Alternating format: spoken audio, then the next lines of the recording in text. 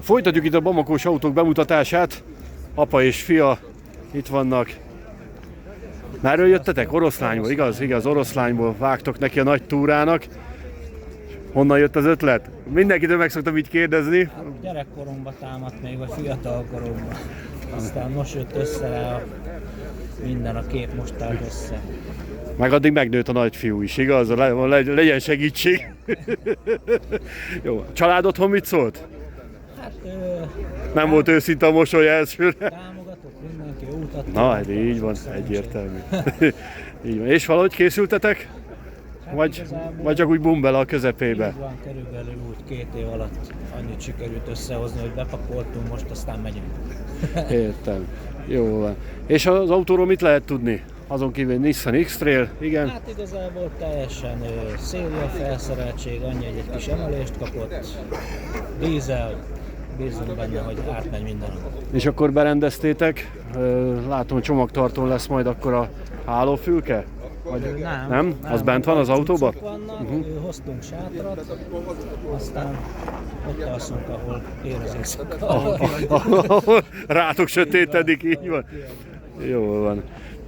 Körbevideózom még az autótokat, egyébként jó utat kívánok és szerencsés célba érkezünk, és követünk benneteket természetesen folyamatosan, és akkor megosztunk. Időnként majd megcsörgetünk Messengeren, megpróbálunk, hát ha el tudunk érni benneteket. Egyébként visztek Starlinket is? Vagy? Igen, Starlinket viszont reméljük, hogy Kérdés jó lesz. Hát, felhívjuk Elon Muskot, aztán mondjuk, hogy egy kicsit tekerje fel ott a powert Afrikába is. Jaj.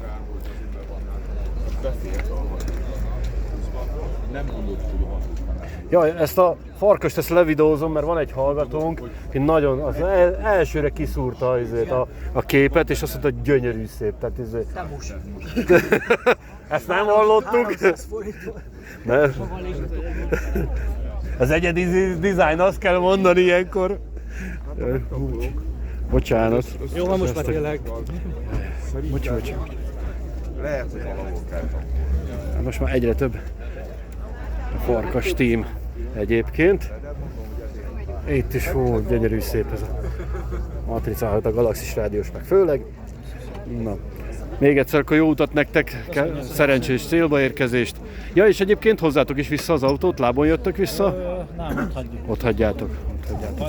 Vagy valaki él, az. Vagy valaki. Vagy valamit kitalálunk. Jó van. Kevés a